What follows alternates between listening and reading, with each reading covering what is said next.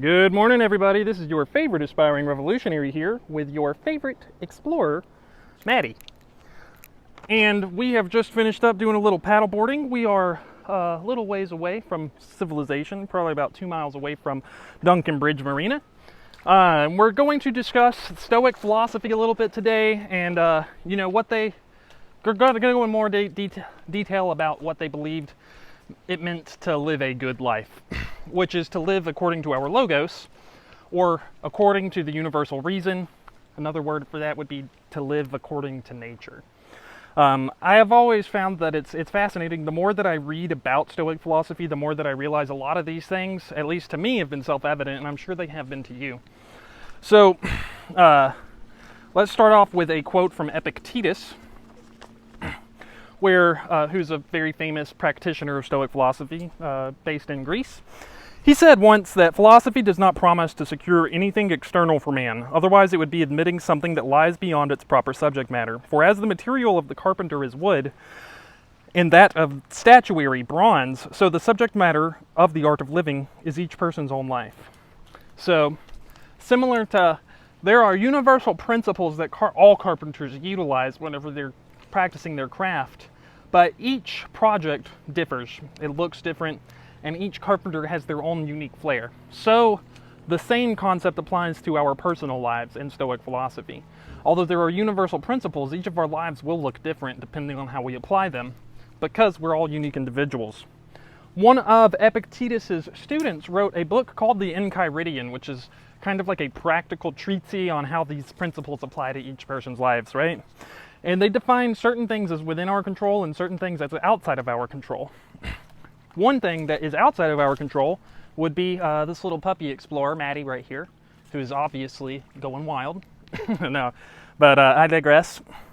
According to the Enchiridion, the things that are within our control are our personal opinions of things, what we pursue, what we desire, what we are averse to, or our aversions, and then, of course, principally, our own actions. We can always choose how we respond to things, good and bad, and that does have a massive impact on how we feel about our personal circumstances. Now, there are certain things that are outside of our control, which includes the body, property, reputation, how other people perceive us, command, and anything that is not our own actions. Obviously, the way we compose ourselves in certain situations will impact these to some degree, but we don't have personal control over them. Now, this ties in with the Abrahamic religions do differ from the way Stoics view the universe. In Judaism and Christianity, they view the creator God as like an individual that exists as part of, or at least separate from, the universe, whereas the Stoic philosophers believed that logos, reason, was the universe and God at the same time. That the God was a material reasoning substance, and they actually did divide it into active and passive substrates. Chrysippus, another disciple of Stoicism, once said that the universe itself is God and the universal outpouring of its soul. Now, why does that matter? So, Marcus Aurelius says, constantly regard the universe as one living being, having one substance and one soul. We're all part of the same general universe, and if we live in accordance with nature, that is the definition of what is good. They believe that all existence was cyclical and that the universe is self-creating and self-destroying. Ultimately, there are quite a few similarities with mindfulness and Buddhist philosophy, which is that all desire, like principally all desire roots from all suffering roots from desire. Sorry about that. Anyways, so the Stoics have a few recommendations for how we can improve our own lot in life, right? Which is basically to follow logos and to reject pathos. Logos, again, reason. We all know deep down what's right, generally, in any given situation. Now, whether or not we act upon like what is right, it's a different story. But generally, our pathos or passions, that's different than being like passionate about music, for example, or passionate about creating like I am.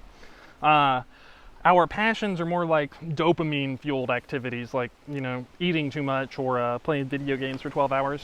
There's part of us, of our body, our physiology, that wants to do those things, but they're not going to make us happy. Ultimately, Socrates would teach that unhappiness and evil are the results of rejecting or being ignorant of the natural reason, logos. And that when someone is unkind, it's because they are unaware of their own logos, right? And then we'll finish up with some practices that we can use and imbue our own lives with. So Stoic philosophy isn't an idle philosophy. It's meant to be ascesis, which translates to asceticism, which is basically we need to practice these things daily. Mindful practices, which we will go into.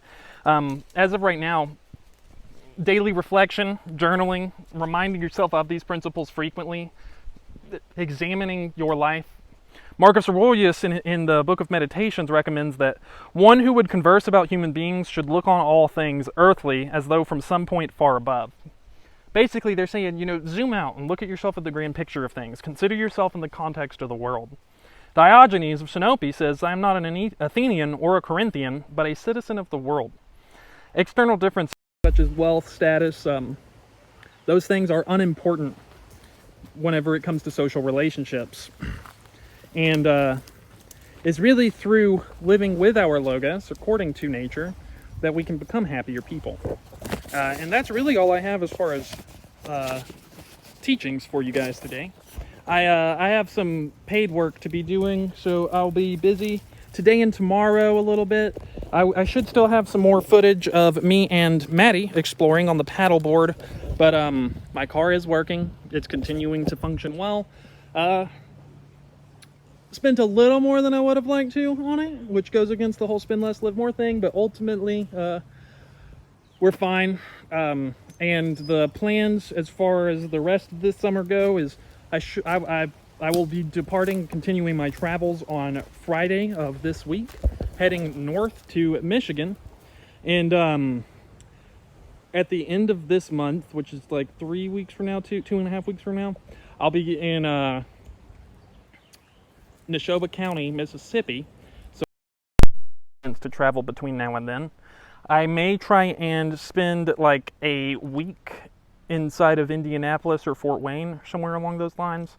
I want to snake around Michigan and go down through Wisconsin, Iowa, and like the states that are along the path that way. Maybe even hit Arkansas and Missouri again a little bit on my way down. So that'll be really fun. Obviously, here in Alabama, we've got Maddie. She'll be staying home while I'm gone, so try to spend some time with her in the meantime. What is it, Maddie? What do you see? Get it! Get it! Anyways, yeah, so the car is working well. After Michigan in this month, my hope is that in the month of August, we'll be able to make it up to Maine. Sometime this winter, we'll have to be a little more stationary, and during which time I should have a little more time to invest into my content creation as well.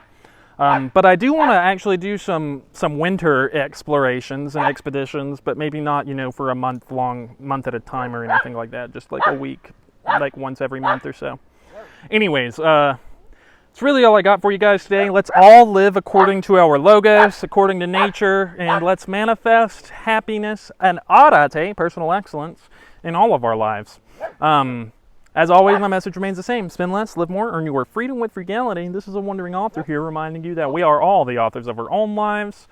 What are you guys doing to inspire, uplift, and empower your community today? Because this world isn't changing unless we all do our part. And you can count on me to do mine daily. Until next time, I love you guys.